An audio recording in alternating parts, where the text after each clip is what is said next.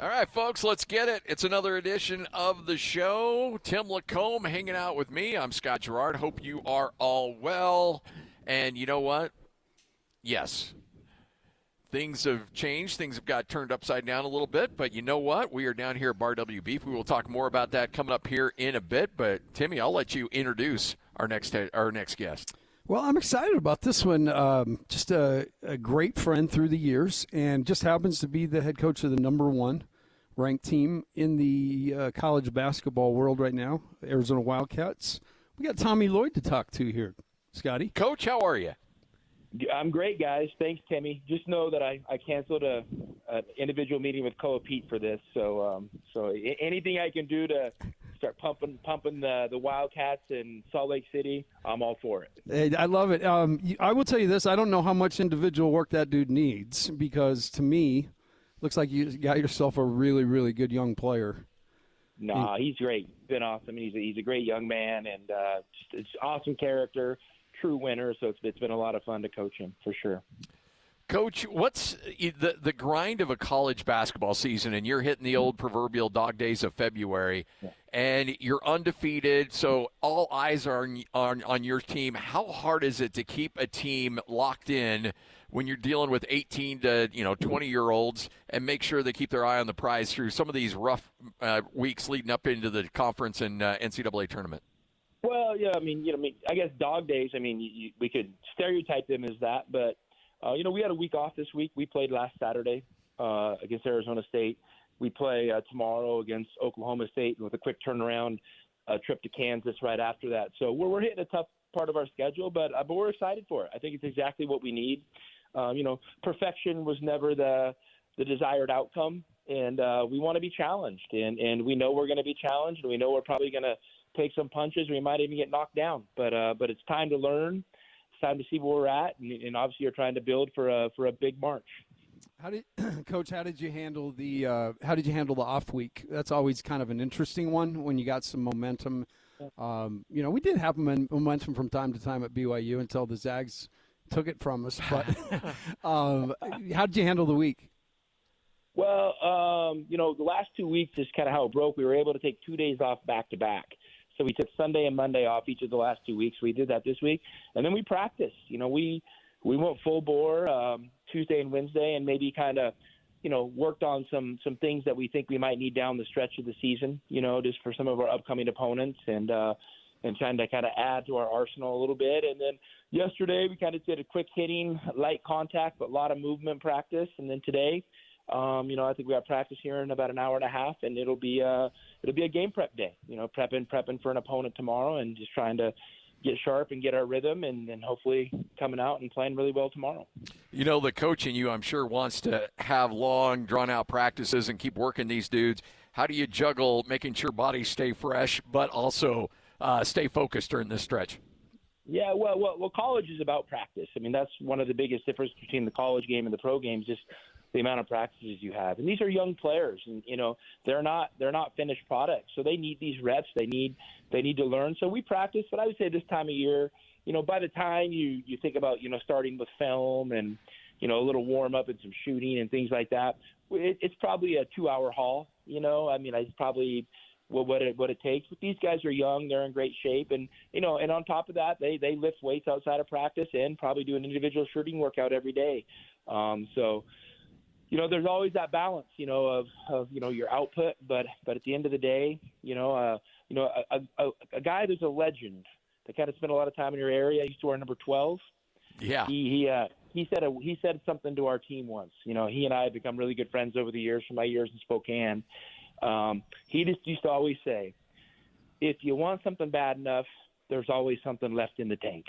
And I thought that was pretty powerful statement. So I truly believe in that if you want something bad enough, you got to work for it, and there's always going to be something left in the tank.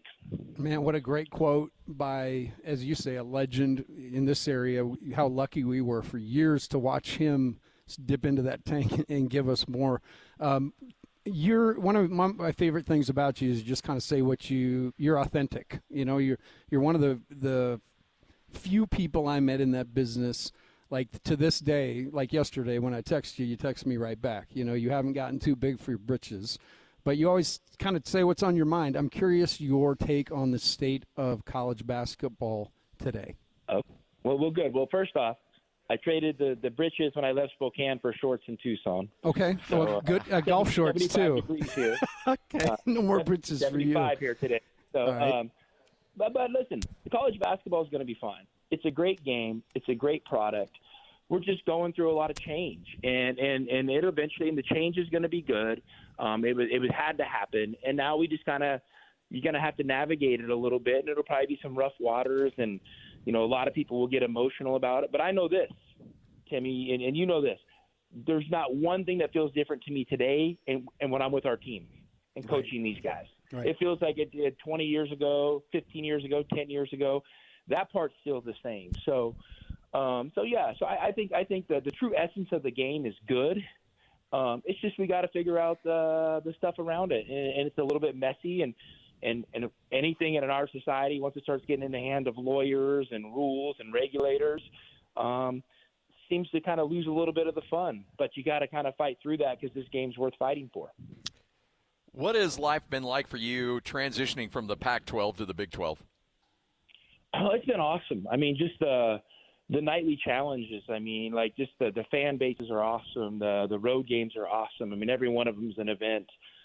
Just the league has a real identity with, the physicality it plays with. And I think that's really important, where the Pac-12 might have the identity of being free-flowing and kind of open court type stuff, which is really cool. The Big 12 is more, it's going to be grinding and more physical. I mean, I think our offensive numbers are kind of still where they always were, but it's definitely a more physical game. So we've really embraced the challenge here at Arizona. And listen, we're staring it down. Like this next month, I mean, we got Kansas twice, BYU, Texas Tech, Houston, Iowa State. That's a lot, but it's also a lot of great opportunities and should be a lot of fun. You got to experience something, I was close to. I'm probably, 1 foot from greatness.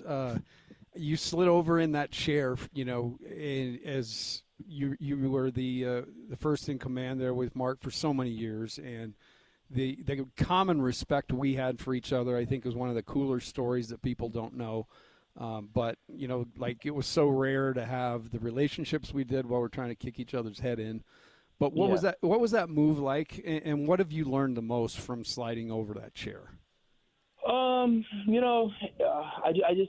wasn't going to leave, and that's the honest to goodness truth. I thought I was Bill Guthridge, and I was really okay with that. I thought I was going to be, the right hand man, Dean Smith, Bill Guthridge. I was going to be that to Mark Few, and I was okay with it. And we had a great life in Spokane. Then Arizona called. And you're like, oh, that's different. And I just remember looking in the mirror when I kind of got down to the point where it looked like I could get the job if I wanted it. I just remember, kind of the old look in the mirror deal. And I thought, if you don't take this job, you really don't believe in yourself. And so I did it. And it's been awesome. It's been an awesome learning experience. I've learned so much, just from going through it. But I'm also thankful for how prepared I was. I was an assistant for 22 years, with Fewy. So, I probably learned so much from him, I don't even realize it. It's just, it became part of who I am. And so I'm thankful for that preparation. And then I'm thankful for the opportunity here. And then, once you start a process, you don't always know how it's going to go, but you kind of navigate the ups and the downs and the turns a little bit. And hopefully you become a better coach and a better person, and I think that's happened. You've obviously coached against Timmy and Dave Rose at BYU when you were at Gonzaga. Now you're up against them in the Big 12. Talk about what you've seen from them and the evolution of their program with the NIL and their ability to jump into those waters at such a high level. That's got to be rather interesting for you to watch to see who this team is as compared to where it was in the past. Yeah, I mean, those teams were always really good in the past, and I thought those teams had a real identity to how they played, just with the scrappiness and the kind of the pace and the effort they played with on offense. I thought was obviously formidable to play against. I remember at the game I looked up, when I was there a few weeks ago, and I saw Coach Rose, and I thought to myself, man, is this the time I want to ask them about? They used to do such a good job in their transition, hitting their post early, and their other posts seemed to be perfectly timed to be diving right down the middle of the lane in transition. And I kind of want to figure that out for our guys. So I remember the actions they used to run. They really creative stuff, and that's what I always appreciate about Timmy and Coach Rose. It was like when you played them, you weren't guarding the same things you were guarding in other games. I mean, their sets were different, and they had this creativity to them, and which was really interesting to see. And then obviously Kevin's come there and done a great job, and they've invested in talent, and and that's an important part of the game. I think the thing we're all trying to figure out is how do we sustain this from year to year? How do you sustain it over a 5-year window? Things like that. I think we're all learning how to do that, and I'm sure BYU has a lot of the same questions and concerns that I have, on what it looks like, from year to year. Well, I know you got practice and you wedged us in, so I'm going to obviously let you go. But thank you, Tommy, for the friendship through the years, and thank you for jumping on today and giving us your unfiltered, authentic takes. Well, hey, last thing, I got to make sure I say hi to the McCarthy family. If Phil and Tom knew I was on a local radio show without saying hi to them, they'd probably be upset. So Phil and Tom McCarthy were great supporters of us at Gonzaga for years and have become dear friends over the years. So I want to make sure I say hi to the McCarthy family. Absolutely. Thank you, Coach. Thanks, guys. Have a good one. Hey, bear down, will you? There he is. Tommy Lloyd. He is the head coach of the University of Arizona, the number 1 ranked, undefeated Arizona Wildcats.